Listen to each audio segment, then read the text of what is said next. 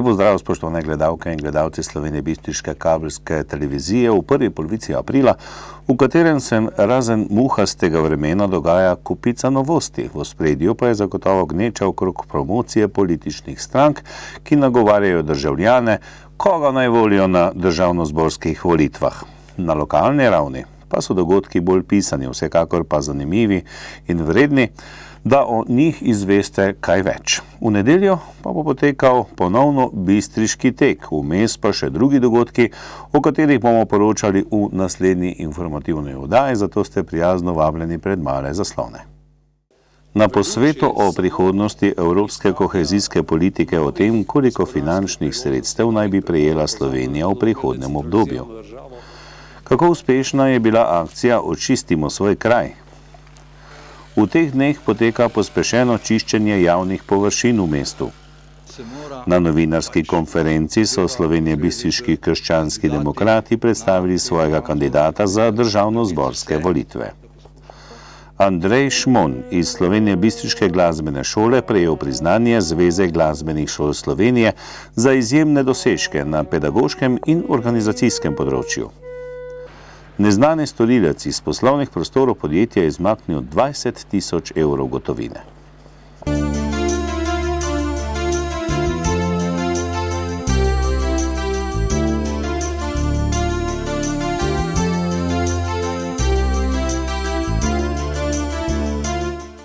V rubriki Lokalne novice o prihodnosti evropske kohezijske politike in drugih dogodkih. V četrtek, 5. aprila, je bila v prostorih gradu Bistrica panelna diskusija s poslanci Evropskega parlamenta, predstavniki vlade, kohezijskih regij in lokalnih skupnosti pod delovnim nazivom Izzivi kohezijske politike v novi finančni perspektivi za obdobje 2021-2027. Slovensko Bistrico je na pobudo europoslanca Franca Bogoviča obiskala delegacija odbora za regionalni razvoj v Evropskem parlamentu na čelu z vodjo Lambertom van Nistelrooyem. V okviru panelne razprave so sodelovali Lambert van Nistelrooy, vodja delegacije, Andrej Engelman, namestnik direktorja na službi vlade Republike Slovenije za razvoj in evropsko kohezijsko politiko, dr. Ivan Žagar, predsednik razvojnega sveta kohezijske regije Vzhodna Slovenija, magistra Liljana Madžar, predsednica razvojnega sveta kohezijske regije Zahodna Slovenija in Franc Bogovič, poslanec Evropskega parlamenta ter član odbora Evropskega parlamenta za regionalne zadeve. Pogovor je moderirala magistra Monika Kirbiš-Rojs. Če strnem zaključke, mislim, da je prvo zelo pomembno, da se pravočasno začnemo pripravljati na kohezijsko politiko in da danes vemo, kaj hočemo, kaj so naše razvojne prioritete. Da vzpostavimo partnerski odnos znotraj države, da bo slišan glas. Danes je bila lepa priložnost, da so tudi spregovorili župani, tisti, ki so se na nek način počutili malce zapostavljene pri sedanji finančni perspektivi. In danes v letu 2018 se moramo odločiti, kaj bomo delali po letu 2021, zato da bomo lahko ta sredstva črpali hitreje in da ne bo teh zaostankov pri črpanju razvojnih sredstev, kot so bile v preteklosti. Pri programskih usmeritvah pa je ključno, da smo pozorni na eni strani tako, da naredimo to manjkajočo infrastrukturo, predvsem okoljska infrastruktura, tista, ki jo sicer ne bomo mogli sfinancirati samo z lastnimi sredstvi, se pravi z občinskimi sredstvi, na drugi strani pa da tudi v sodelovanju z inštitucijami znanja, razvoja, podjetništva in pa lokalne samouprave, seveda tudi države, naredimo tiste priložnosti za razvojni preboj, ki so znotraj pametne specializacije izhodišča za preboj Slovenije na tem področju. Mislim, da jih imamo zelo veliko. Kolegi iz Evropskega parlamenta nam priznavajo, da smo veliko naredili in sam sem marsikdaj ko poslušam razprave doma, mislim, da si premalo upamo povedati, da smo tudi dobri. In Slovenija je marsičem dobra, ostanimo takšni še naprej. Prvo, kar je nujno, da se resnično naredi v državi in stremi k enakomernemu regionalnemu razvoju. Poleg kohezijskih politik, kot sem že dejal, je zelo pomemben zakon o financiranju občin, tudi sama delitev inštitucij po državi. Vse prevečkrat slišimo tendence ukinjanja nekih državnih inštitucij, ukinjanja bolnic, šolskih centrov, programov se ne dobi in to je tisto ključno poleg evropskega denarja in še bolj odločno pomembno kot evropski denar. Kar se tiče pokrajin, mislim, da so sedaj že tisti, ki so bili v preteklosti politično največji nasprotniki teh pokrajin, ugotovili, da je to ta manko, ki v Sloveniji dela težave pri črpanju evropskih sredstev in kar je še več, nestalno financiranje, se pravi, ni neke kontinuitete tudi v financiranju regionalnih razvojnih agencij, ki povežejo te interese lokalnih skupnosti, je dodaten problem. Tako da poleg financiranja v projekte in pa programske usmeritve je pomembno, da imamo tudi institucionalno raven dovolj močno, da bomo znali ta sredstva črpati. Tam, kjer so močni, Poljska, na primer, tak primer, naredila regionalizacijo, imajo inštitucije zelo jasne, kjer se v regijah dogovorijo, so tudi najboljši pri črpanju evropskega denarja, predvsem pa skozi evropski denar, da delajo tiste reforme, ki so v družbi potrebne, zato da konkuriramo celotnemu svetu, ne samo sami sebi in pa najbližjim sosedom. In kaj o prihodnosti evropske kohezijske politike meni dr. Ivan Žagar? Zdaj, če se zdaj pogovarjamo o regionalnem razvoju, bi skoraj rekel, da ga ni prav čutiti, ne posebej še zato, ker nosilci tega so pač občine, ker druga nimamo na tem nivoju in tudi občine so izjemno podfinancirane, ne. Tako da stvari se bodo mogoče nekoliko vse, kar se tiče dostopa evropskih sredstev, spremenile šele zdaj za dogovori za razvoj regij, ne, ampak letos smo že 5. leto. Kar zadeva pa seveda stvari v prihodnje, je stvar na nek način dvoplastna, ne. Zdaj, en del te zgodbe se odvija na evropski ravni, tudi tam je potrebno prepričati komisijo evropske inštitucije, jaz upam, da bo tudi Evropski parlament pomagal, zato da je potrebno biti dovolj fleksibilen in res pomagati z tistimi vsebinami, ki so v smislu razvoja v nekem okolju potrebne. Ne, razlike so enormne v Evropi, ne, že med državami, kje pa šele med regijami. Tako da v tej smeri teče ta del debate, ne, povezano tudi s tem, da bi se bilo potrebno nujno ohraniti nepovratna sredstva vseh teh finančnih inštrumentih, ker dostop, kar se tiče do finančnih inštrumentov, je bistveno težji v državah ali pa v regijah, ki imajo večje razvojne probleme. Zdaj, drugi del zgodbe je pa seveda ta naš domači notranji v fazi torej pogajanj za naslednjo perspektivo, ker upam, da bomo res postavili ta pravi partnerski dialog, da ne bo samo previden, kot je bil za to obstoječo perspektivo in jaz mislim, da del težav, kar se tiče črpanja, izvira tudi iz tega naslova in da bomo šli tudi tu pri nas z tistimi vsebinami razvojnimi, ki jih potrebujemo. Jaz osebno zagovarjam to, da pač mora biti vsebinsko program celovit, kar pomeni, da moramo zagotoviti sredstva tako za razvoj, za raziskave, da moramo podpreti gospodarstvo, ampak da moramo seveda podpreti tudi nujno infrastrukturno okolje, tisto, ki dejansko manjka, in pa seveda zagotoviti torej to vsaj zbliževanje teh razlik, ki so pač v tem trenutku pristopne, po moje so prevelike, vemo pa tako, da jih nikdar ne bomo v celoti seveda anulirali.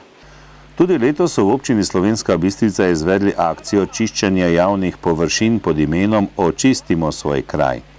Akcija je bila namenjena odstranitvi komunalnih odpadkov iz okolice šol, vrtcev, naselij, sprehajalnih poti, površin ob cestah, vodotokov in ostalih javnih površin. Komunala Slovenska Bistrica je poskrbela za vrečke, rokavice in odvoz odpadkov. V akciji se je soboto udeležilo 500 prostovoljcev. V petek so čistile okolico vse šole in vrtci, okoli 1000 otrok, ter Slovenska vojska. Udeleženci akcije so zbrali 3700 kg vseh vrst odpadkov, med njimi tudi traktorske gume, štedilnike in zamrzovalne skrinje. Akcija je bila najmanj uspešna v krajevni skupnosti Impol, kjer so našteli samo 6 udeležencev, od tega 3 ribiče. Najbolj pa v krajevni skupnosti Pragersko, Zgornja Polskava in Vrhole Preloge. Je pa bil zelo negativen odziv na Facebooku, kjer so občani sprašujejo, zakaj bi se udeležili akcije in čistili za drugimi, ki smetijo okolico. Sicer pa lahko štejemo akcijo za uspešno. Zaposleni v enoti za urejanje okolja pri bistriški komunali so začeli s prvimi pomladanskimi opravili na javnih površinah in zelenicah ter rondojih. Naš sogovornik je bil tokrat vodja omenjene enote Modest Motaln. sedaj je pravi čas ali pa zadnji čas, da postorimo to, kar je potrebno za dobro rast naših rastlin. Konkretno tukaj na tem rondoju pri drugi osnovni šoli imamo pokrovne vrtnice, sorte Deferi, take rožnate barve so in potrebno jih je seveda pravilno obrezati. No, pokrovne vrtnice režemo tam nekje na 2 do 3 leta, sicer lahko tudi vsako leto in ostali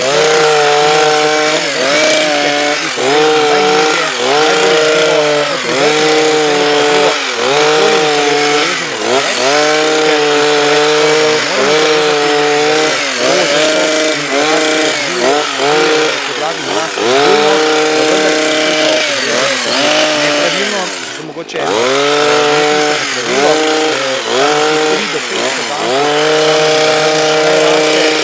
največ 3 do 5 brstov pustimo, nad brsti tam okrog pol centimetra visoko odrežemo, res naj bo gladek in seveda pod kotom 45 stopinj. Izrežemo suhe veje in tiste veje, ki so pretegnjene, prav tako poganke, ki se drgnejo med sabo, ki se prekrivajo, pa seveda po lanski ujmi in toči, pa tudi tiste, ki so bile poškodovane.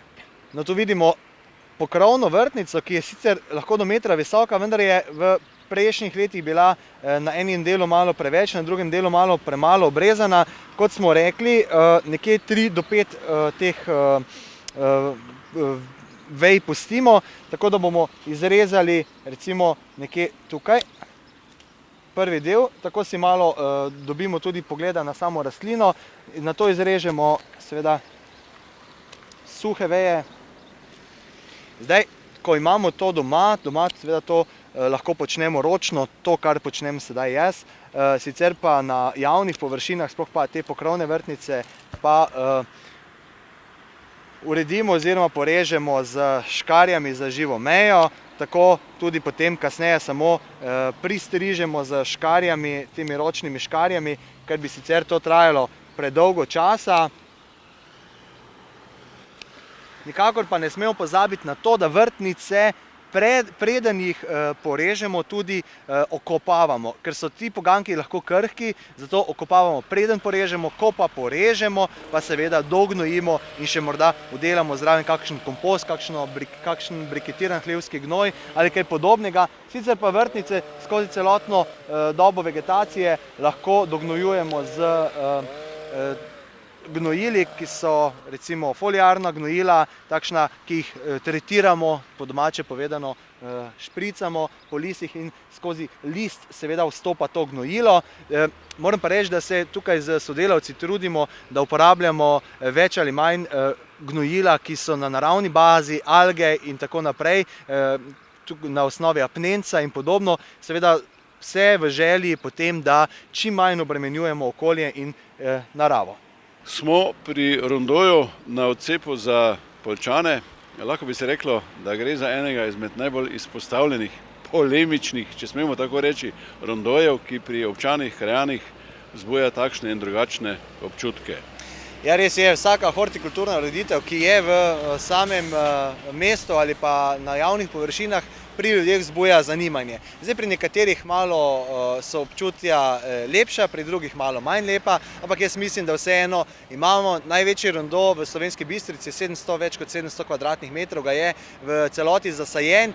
Ja, res je, vsi imajo kaj zapovedati čez, bomo rekli, kamenje in tako naprej, ampak jaz vseeno mislim, če pogledamo malo vzore po tujini, kakšni so trendi zunaj, trendi nakazujejo na cvetoče travnike, kar ga imamo gotovo na tem krožišču, morda ne zdaj v tem trenutku, ko delamo ta prispevek, ampak pustimo čas, nekaj časa seveda rastline rabijo, da se razbohotijo vse svoje veljavi in gotovo bomo takrat govorili o enem izmed lepših krožišč.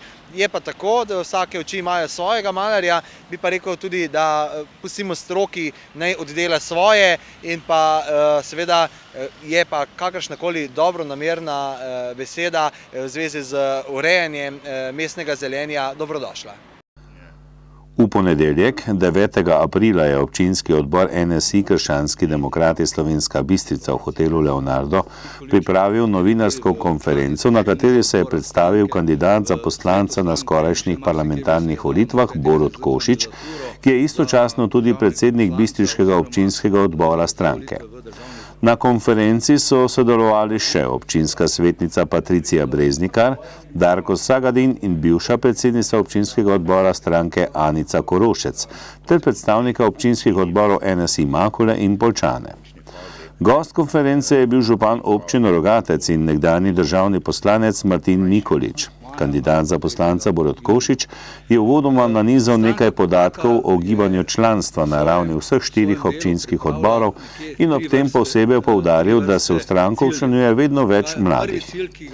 V nadaljevanju je v osnovnih obrisih podal nekaj glavnih programskih usmeritev stranke ter nalog in ciljev, za katere se bo zavzemal, kolikor mu bodo volivci namenili dovolj podpore in ga izvolili v državni zbor.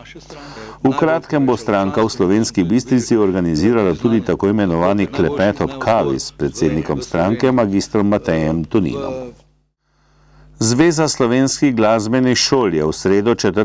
aprila že 15. zapovrstjo podelila nagrade in priznanja Frana Gerbiča za izjemne dosežke na pedagoškem in organizacijskem področju. Letošnje priznanje je v Cerknici, rojstnem kraju Frana Gerbiča, prejel tudi Andrej Šmon, profesor klarineta in saksofona na glasbeni šoli Slovenska Bistrica. Nagrajenca smo povabili pred kamero studia Bistrica. Bil bi neskromen, če bi rekel, da mi ne veliko pomeni. Rad bi na tem mestu najprej se zahvalil naši gospe ravnateljici, da me je predlagala. Torej, če kdo ne predlaga, do tega pač ne moreš priti, ampak torej, ona je opazila moje dolgoletno delo in je predlagala, seveda potem pa je na strani te komisije, ki izbira, ali si izbran ali nisi izbran, in na srečo sem izbran. Na glasbeni šoli Slovenska Bistrica poučujete že 33 let. Na katere dosežke ste še posebej ponosni? Ja, to je zdaj težko reči. Pač, da otroci oziroma učenci razmeroma radi hodijo, pa da konec koncev, da se je 12 teh učencev odločilo, da so šli spremne izpite delati na takratno srednjo glasbeno šolo oziroma zdajšnji konzervatorij, da je že danes marsikdo mojih stanovskih kolega, torej, da so profesionalni učitelji glasbe in glasbeniki, pa da enostavno, da si tudi v dobrem kolektivu, kar je tu v Bistrici res, in to je zelo pomembno, pa to je za enkrat, naj bo to. Klarinet ste začeli igrati v osnovni šoli, kasneje tudi saksofon. Kdo vas je pravzaprav navdušil za glasbo, odkot ljubezen do glasbe? Ja, to je ena posrečena zgodba, ker jaz imam namreč brata dvojčka in kolega je igral harmoniko in je enkrat prišel k nam pa rekel, da gre v glasbeno šolo. Ata vprašal, bi šla videla z bratom v glasbeno šolo? Ja, bi šla. Ata, ja, seveda, boste igrala harmoniko, bomo igrala harmoniko, pridemo v glasbeno šolo v Slovenj Gradec. To je bilo že sredi septembra. Pridemo do takratnega ravnatelja gospoda Jurija Bocaka, vprašamo, če je še mesto za harmoniko fraj, ni šans. Torej, je pa eno mesto za klarinet, eno pa za trobento.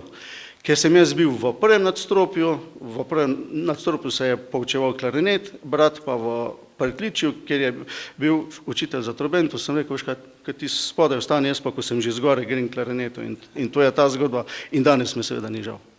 Kaj pa saksofon? Ja, z saksofonom sem se pa srečal že najprej v 3. letniku srednje glasbene šole v Mariboru, ki smo imeli kot stranski predmet, potem pa profesionalno za potrebe učenja, pa sem saksofon na srednji glasbeni v Mariboru končal leta 1999. Tu se moram tudi zahvaliti Bistričanu, ki poučuje saksofon na srednji glasbeni šoli, profesorju Petru Kruderju, in mislim, da smo imeli zelo korekten odnos. Tako da tudi ta inštrument malce poznam. Moram povedati, da je saksofon v Sloveniji v zadnjih 30-40 letih blazno napredoval. Zanimanje za vpis v glasbeno šolo tukaj v Slovenski Bistrici je precejšen. Kakšno je pa vaše mnenje, smo Sloveniji Bistričani in okoličani nadarjeni za glasbo?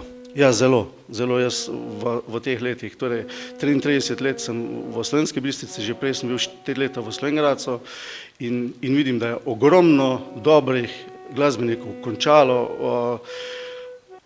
Mogoče malo smola teh naših pehavcev in trobilcev, da Slovenska Bistrica nima mestne godbe kot kakšna drugo mesto, drugi kraj in v bodoče bi bilo dobro, da bi se razmislilo, ker kadra je dovolj, usposobljenih glasbenikov ogromno, da bi dali komu priložnost in da bi se mogoče ustanovila mestna godba, da bi še več teh učencev, ki končajo, se lahko vključilo v te orkestre. Vse se vključuje v te izven kraja, ampak če bi imelo mesto svoj orkester, bi bil interes otrok, mislim, da še večji. In kaj v priznanju pravi Radmila Bikič Magdič, ravnateljica glasbene šole Slovenska Bistrica? To priznanje, ne samo da je priznanje samemu kolegi, gospodu Andreju, za njegove dosežke na pedagoškem in organizacijskem delu, za priznavanje glasbene vzgoje in izobraževanja, ampak je tudi seveda nagrada vsem nam, celotnemu našemu kolektivu, našem zavodu in je vsem nam v ponos, kajti na ta način tudi smo prispevali k promociji naše šole in zavoda širše izven našega domačega okolja in seveda smo izjemno veseli tega dosežka. Kaj ti je potrebno povedati, da učenci vaše šole iz leta v leto dosegajo zares vrhunske dosežke? Vsekakor, za promocijo smo zaslužni vsi, kakor pedagogi, profesori, ne nazadnje učenci. Oni so tisti, ki so na odru, ki nastopajo in ki se predstavljajo svoje delo in delo pedagoga.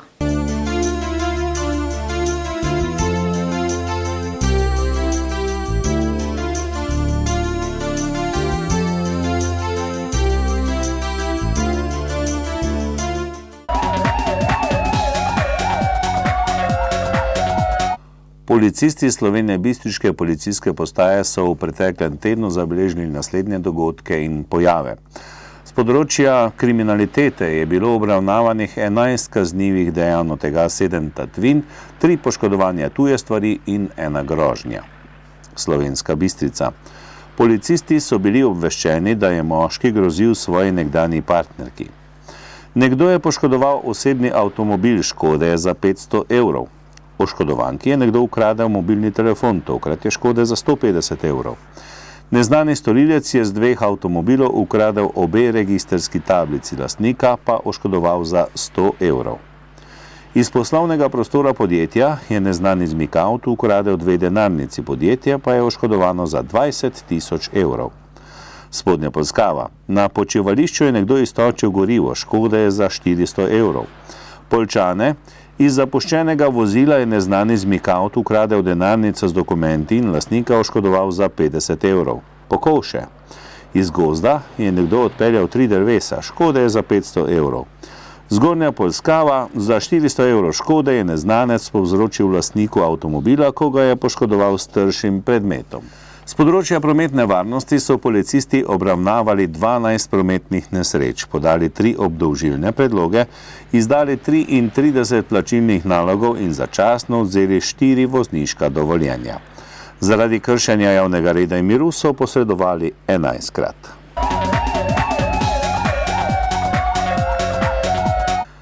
Spoštovani, današnja informativna oddaja se je iztekla. Želimo vam lep konec tedna, v našo družbo pa vas vabimo spet prihodnji teden ob istem času. Pa srečno!